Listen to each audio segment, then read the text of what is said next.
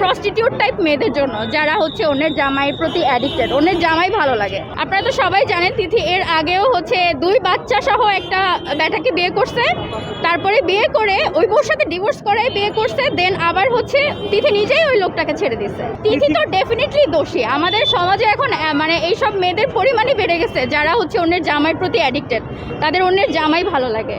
আপনারা তো সবাই জানেন তিথি এর আগেও হচ্ছে 2 বাচ্চা সহ একটা ব্যাটাকে বিয়ে করছে, তারপরে বিয়ে করে ওই বউর সাথে ডিভোর্স করে বিয়ে করছে, দেন আবার হচ্ছে তিথি নিজেই ওই লোকটাকে ছেড়ে দিচ্ছে, তারপরে আলভিকে ধরছে। সো এগুলা ভাই আমি তো মনে করি এগুলা হচ্ছে একটা মানসিক সমস্যা নাকি আমি জানি না, বাট এগুলা আমাদের দেশে এখন অনেক বেড়ে গেছে। মানে যারা হচ্ছে স্বামীর প্রতি অ্যাডিক্টেড তারা ম্যাক্সিমাম তারাই হচ্ছে এই জিনিসটা হচ্ছে সাফার করতেছে, ওইসব মানে প্রস্টিটিউট টাইপ মেয়েদের জন্য, যারা হচ্ছে অন্যের জামাইয়ের প্রতি অ্যাডিক্টেড, অন্যের জামাই ভালো লাগে। সাজানো গোছানো, হ্যাঁ তিথির নামে তো মামলা দেওয়া হয়েছে, অব্যাহতি দেওয়া হয়েছে, আপনি জানেন কিনা? এটা আমি শুনছি, বাট আবার অনেকে বলতেছে না এটা নাকি পসিবল না, মামলা থেকে হচ্ছে মামলা তুলে নেওয়া নাকি পসিবল না, এখন আমি জানি না। বাট এটা কিভাবে সম্ভব? একটা মেয়ে যেটা হচ্ছে এত প্রুফ থাকে, সোশ্যাল মিডিয়াতে তো অনেক প্রুফ আছে, তারপরেও কিভাবে ওর এগেইনস্ট থেকে মামলা তুলে নেয়?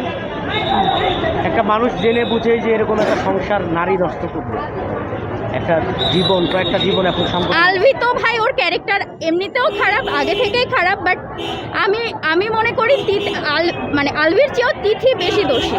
একটা মেয়ে যদি একটা ছেলেকে ওরকম পুশ না করে, আমি জানি না, তিথি জঘন্য রকমের একটা মেয়ে, আলভি তিথি সমান দোষী। আমার মতে তিথি বেশি দোষী, কারণ হচ্ছে একটা মেয়ে হয়ে আর একটা মেয়ের খারাপ এইভাবে কিভাবে চাইতে পারে? মানে এখন আপনাদের চাওয়া কি? আমরা চাই ওদের বিচার হোক, ওরা ব্যান্ড হোক সমস্ত জায়গা থেকে, ওদের কোনো ছাপড়ি মার্কা নাটক আর না চলুক, আর হচ্ছে না কেউ না বানাক, কেউ ওদের জন্য ইনভেস্ট না করুক, আর কোনো লয়ার ওদের হয়ে না দাঁড়াক। আমাদের দেশের আইনজীবীরা তো তারা টাকা পাইলে তারা রেপিস্টদের হয়েও হচ্ছে কেস লড়তে চলে আসে। মানে আমাদের দেশে সবই সম্ভব।